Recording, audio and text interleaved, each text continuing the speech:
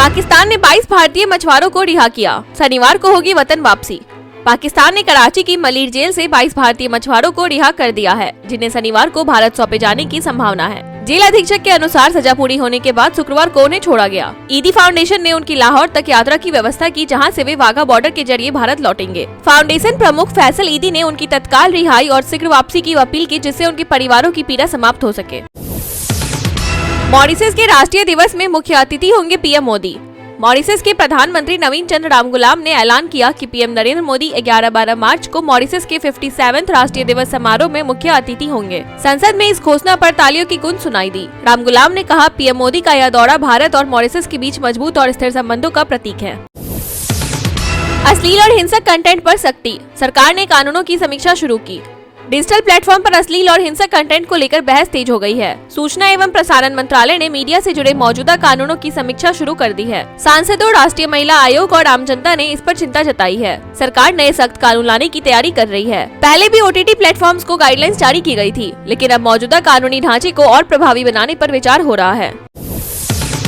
कर्नाटक में हिजाब बैन जारी रहेगा, शिक्षा मंत्री का बयान।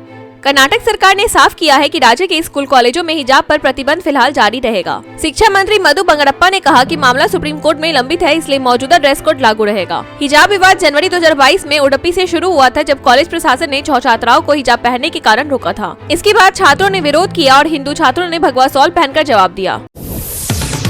एयर इंडिया की फ्लाइट में टूटी सीट पर बैठे शिवराज, जताई नाराजगी।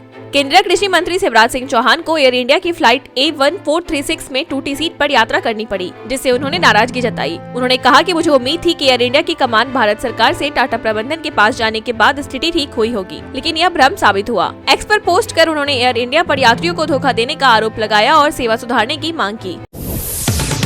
पंजाब सरकार की बड़ी चूक, 20 महीने तक अदृश्य मंत्रालय संभालते रहे मंत्री। पंजाब सरकार को 20 महीने बाद एहसास हुआ कि मंत्री कुलदीप सिंह धालीवाल जिस प्रशासनिक सुधार विभाग का प्रभार संभाले थे, वह अस्तित्व में ही नहीं था। अब सरकार ने उन्हें सिर्फ NRI मामलों का मंत्रालय सौंपा है। 7 फरवरी 2025 से नया आदेश लागू हुआ। पहले उनके पास कृषि मंत्रालय भी था, जो मई 2023 में छीन लिया गया। अब सवाल यह है कि 20 महीनों तक मंत्री साहब फैसले किस विभाग के नाम पर लेते रहे। सुप्रीम कोर्ट की दिल्ली हाईकोर्ट को फटकार, अग्रिम जमानत पर 30-40 पेज का आदेश क्यों?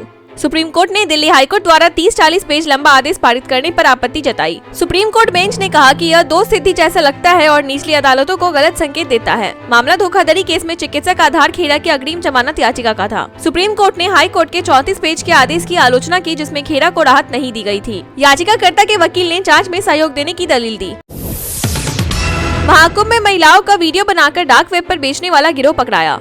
गुजरात पुलिस ने प्रयागराज महाकुंभ में स्नान कर रही महिलाओं का वीडियो बनाकर डार्क वेब पर बेचने के आरोप में 3 युवकों को गिरफ्तार किया। सांगली के प्राज पाटिल, लातूर के प्रज्वल तेली और प्रयागराज के चंद्रप्रकाश फूलचंद को हिरासत में लिया गया। जांच में लातूर के प्रणव तेली के विदेशी हैकरों से संपर्क का खुलासा हुआ। रोमानिया और अटलांटा के हैकरों संग मिलकर यह गिरोह प्रयागराज के मॉल्स और हॉस्पिटल के वीडियो भी डार्क वेब पर भेज रहा था। भारत ने ही बांग्लादेश के लिए थी फंडिंग, ट्रंप ने $21 मिलियन के दावे को किया खारिज। डोनाल्ड ट्रंप ने तीसरी बार अमेरिका से भारत को कथित $21 मिलियन की फंडिंग पर बयान दिया है। उन्होंने कहा कि यह राशि भारत के लिए नहीं बल्कि बांग्लादेश के लिए थी। ट्रंप ने सवाल उठाया कि भारत में वोटिंग बढ़ाने की चिंता अमेरिका क्यों करे। उन्होंने बताया कि उनके प्रशासन ने USAID की इस फंडिंग को रद्द कर दिया है। ट्रंप ने यह भी दावा किया कि $29 मिलियन बांग्लादेश में राजनीतिक सुधार के लिए दिए गए, लेकिन जिन कंपनियों को यह राशि मिली वे संदिग्ध थी। नई शिक्षा नीति को लेकर तमिलनाडु में घमासान, द्रमुक ने केंद्र को दी चेतावनी। केंद्रीय शिक्षा मंत्री धर्मेंद्र प्रधान के राजनीति से ऊपर उठने वाले बयान पर तमिलनाडु सरकार ने कड़ा पलटवार किया। द्रमुक ने साफ किया कि वह अपनी 2 भाषा नीति से पीछे नहीं हटेगी और केंद्र को मधुमक्खी के छत्ते पर पत्थर न फेंकने की चेतावनी दी। प्रधान ने CM M.K. स्टालिन पर राष्ट्रीय शिक्षा नीति को राजनीतिक मुद्दा बनाने का आरोप लगाया, जबकि द्रमुक इसे तमिल पहचान से जुड़ा मुद्दा बता रही है।